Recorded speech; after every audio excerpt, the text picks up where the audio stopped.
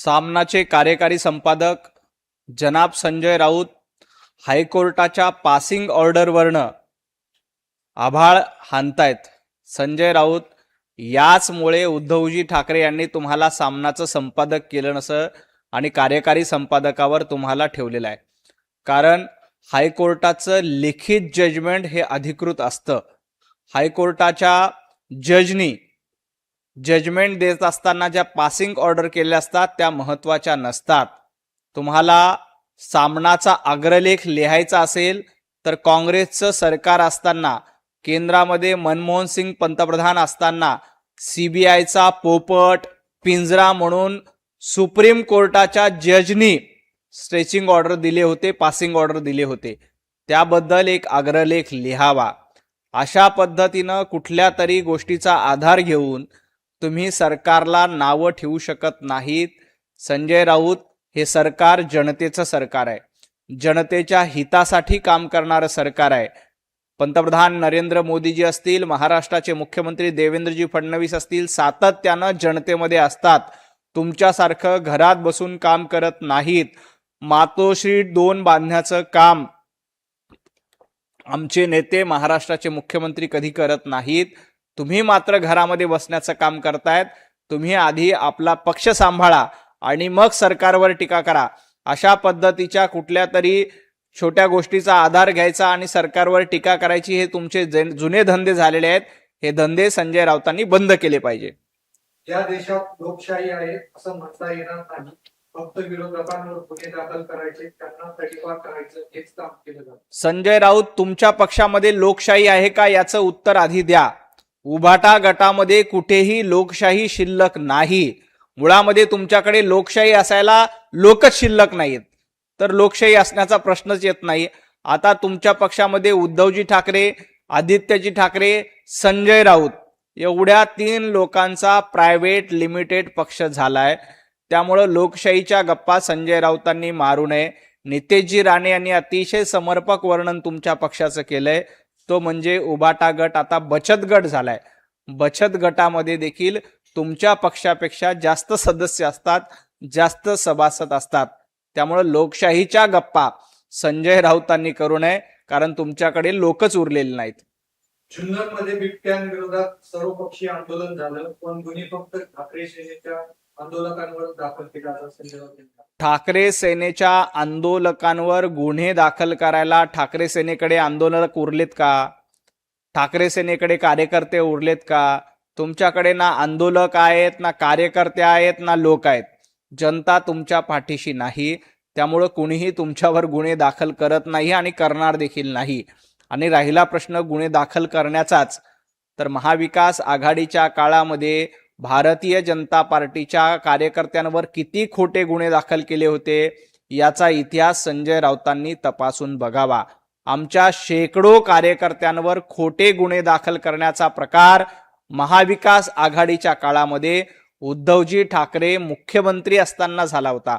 आमच्या सोशल मीडियाच्या शेकडो कार्यकर्त्यांवर खोटे गुन्हे दाखल करून त्यांना अटक करण्याचं काम जनाब संजय राऊत तुमच्या पक्षप्रमुखांनी आणि तत्कालीन मुख्यमंत्र्यांनी केलं होतं। एवढंच काय, लोकांचे घरं तोडा, बुलडोजर चालवा, घरांना नोटिसा द्या, हे देखील प्रकार तुम्ही केले।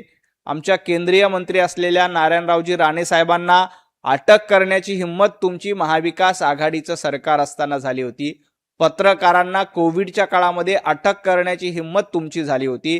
त्यामुळे खोटे गुन्हे दाखल करण्याची परंपरा भारतीय जनता पार्टी किंवा महायुतीची नाही, ती महाविकास आघाडीची आणि खास करून उभाटा गटाची आहे। हे संजय राऊतांनी लक्षात ठेवावं। न्यायाधीश जामदार यांची टिप्पणी आहे असं संजय राऊत। मी मगाशीच सांगितलंय की जामदार यांची टिप्पणी ही लिखित स्वरूपाची नाही, त्यामुळे त्याला अधिकृत टिप्पणी म्हणून घेता येणार नाही।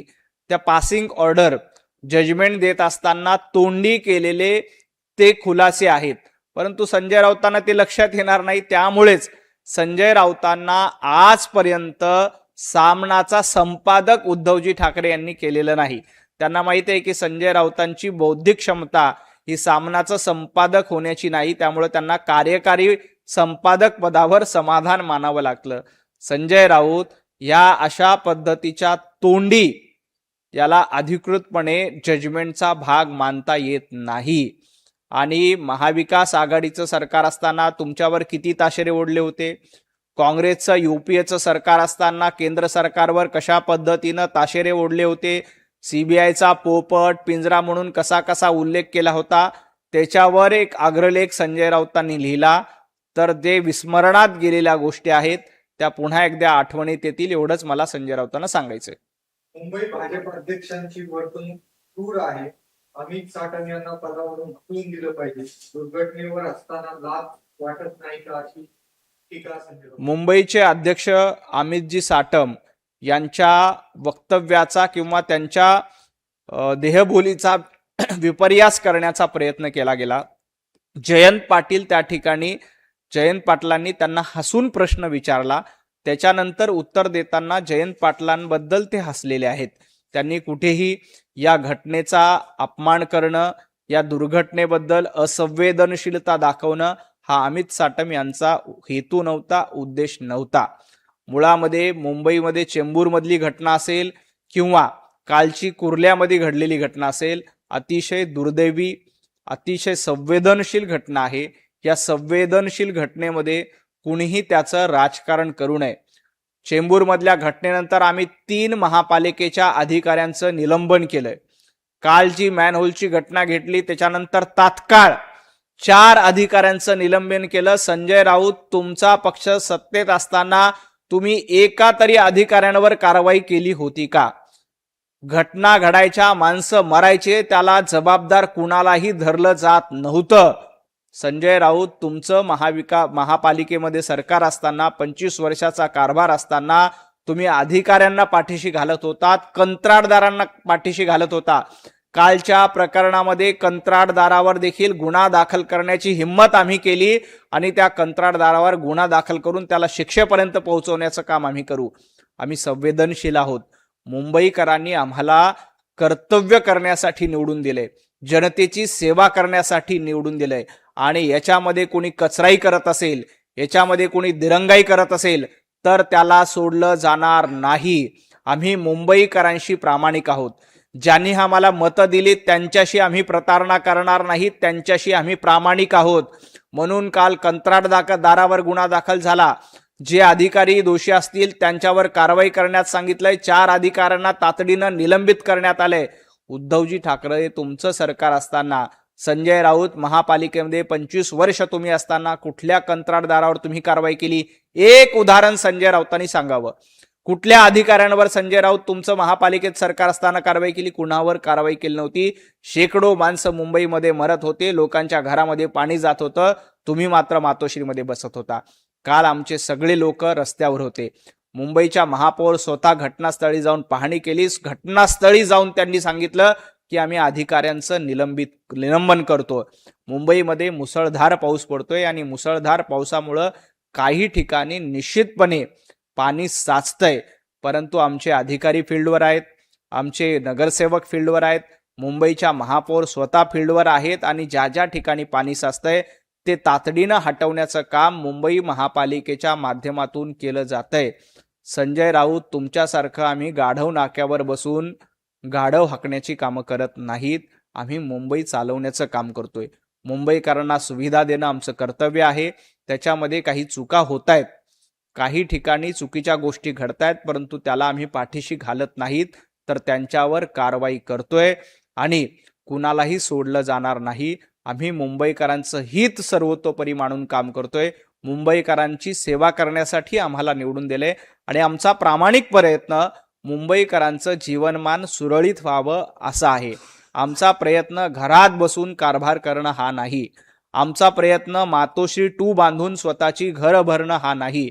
आमचा प्रयत्न कंत्राटदारांना पाठीशी घालून त्यांच्याकडनं कट कमिशन घेणं हा आमचा कारभार नाही. तर आम्ही कंत्राटदारावर कारवाई केली, अधिकाऱ्यांवर कारवाई केली आणि मुंबईचं जीवनमान सुरळीत राहिलं पाहिजे यासाठीचा प्रामाणिक प्रयत्न करतोय. संजय राऊत आणि बाकी सगळ्यांना या निमित्ताने सांगायचंय की मुंबईच्या प्रश्नावर राजकारण करू नका. आम्ही मुंबईकरांची सेवा करतोय. काही ठिकाणी दुर्घटना निश्चित घडतायत, त्या चुकीच्याच आहेत, त्याचं समर्थन देखील आम्ही करत नाही. मुंबई मनपा आयुक्तांचं काम चांगलं तर नगरविकास मंत्र्यांना पदावरून हटवा असं सांगितलं. मुंबई महापालिकेच्या आयुक्त अश्विनीजी भिडे अतिशय चांगलं काम करतात. मेट्रो वुमन म्हणून देखील त्यांनी अतिशय चांगलं काम केलं आणि आता देखील मुंबईमध्ये दुर्घटना घडू नयेत यासाठी देखील त्या स्वतः प्रयत्न करतायत. मला वाटतं संजय राऊतांनी देखील अश्विनीताईंचं कौतुक केलंय, मिलिंद नार्वेकरांनी देखील अश्विनीताईंचं कौतुक केलेलं आहे आणि ज्या पद्धतीनं मुंबईचा कारभार पुढे नेण्याची जबाबदारी त्यांच्यावर आहे त्या 3-4 महिन्यापासून त्यांनी पदभार स्वीकारलेला आहे. अतिशय चांगल्या पद्धतीनं अश्विनीजी भिडे यांच्या माध्यमातून चांगलं काम करण्याचा त्यांचा प्रयत्न आहे. काही ठिकाणी चुकीच्या गोष्टी होतात, त्याचं समर्थन आम्ही कुणीही करणार नाही. चुकीला माफी नाही. ज्यांनी चुका केल्या त्यांना शिक्षा देण्याचं काम हे महापालिका आयुक्त असतील, मुंबईच्या महापौर असतील त्यांच्या माध्यमातून केलं जातंय आणि जिथं काही चुका होतात त्या दुरुस्त करण्याची जबाबदारी देखील आमची आहे. ती आम्ही जबाबदारी स्वीकारतो. संजय राऊत तुमच्यासारखे पळ काढून घरात बसणारे आम्ही नाहीत. आम्ही ज्या ठिकाणी दुर्घटना घडते तिथं तातडीनं पोहोचतो, लोकांचं समाधान करतो, अधिकाऱ्यांना निलंबित करतोय. घरात बसून कारभार करत नाही. मुंबईकर आम्हाला साथ देतील हा आम्हाला पूर्ण विश्वास आहे. बांगलादेशींना हटवणं हे डीएमसीचं काम नाही असं संजय राऊत. बांगलादेशींना हटवणं देखील राज्य सरकारचं काम आहे, मुंबई महापालिकेचं काम आहे. अनधिकृत बांगलादेशींची मुंबईमध्ये घुसखोरी होऊ नये हे देखील मुंबईचं काम आहे. नालेसफाई चांगली झाली पाहिजे हे देखील मुंबईचं काम आहे. मुंबईच्या रस्त्यावर खड्डे पडू नये हे देखील मुंबई महापालिकेचं काम आहे. परंतु संजय राऊत तुम्हाला बांगलादेशींचा एवढा पुळका काय येतोय? बांगलादेशी घुसखोरांच्या विरोधामध्ये कारवाई केली तर संजय राऊतांचा तिळपापड का होतोय? संजय राऊतांच्या पार्श्वभागाला आग का लागली? बांगलादेशींवर कारवाई होते त्यामुळं. संजय राऊत आम्ही दोन्ही आघाड्यांवर काम करतोय. सर्वसामान्य मुंबईकरांना मेट्रो सारख्या सुविधा देतोय, सर्वसामान्य मुंबईकरांना चांगले रस्ते देण्याचं काम करतोय. त्याचबरोबर मुंबईवर परकीय लोक आले नाही पाहिजे. मुंबईवर बांगलादेशी घुसखोर आल्यामुळं मुंबईचा ताण वाढतोय हे संजय राऊतांना लक्षात येतं का? मुंबईमध्ये मोठ्या प्रमाणात बांगलादेशी घुसखोरांच्या अनाधिकृत झोपडपट्ट्यांमुळे मुंबईची लोकसंख्या भरमसाठ वाढते. ती रोखणं हे मुंबई महापालिकेचं काम नाही तर कुणाचं काम आहे? ते रोखणं केंद्र सरकारचं काम आहे, राज्य सरकारचं काम आहे आणि मुंबई महापालिकेची देखील जबाबदारी आहे. आम्ही जबाबदारीपासून पळ काढत नाहीत. आम्ही सातत्यानं मुंबईकरांची सेवा करण्याचा प्रयत्न करतोय. काही चुका आमच्या हातून घडतील तर त्या दुरुस्त करण्याचं काम देखील आम्ही करतोय.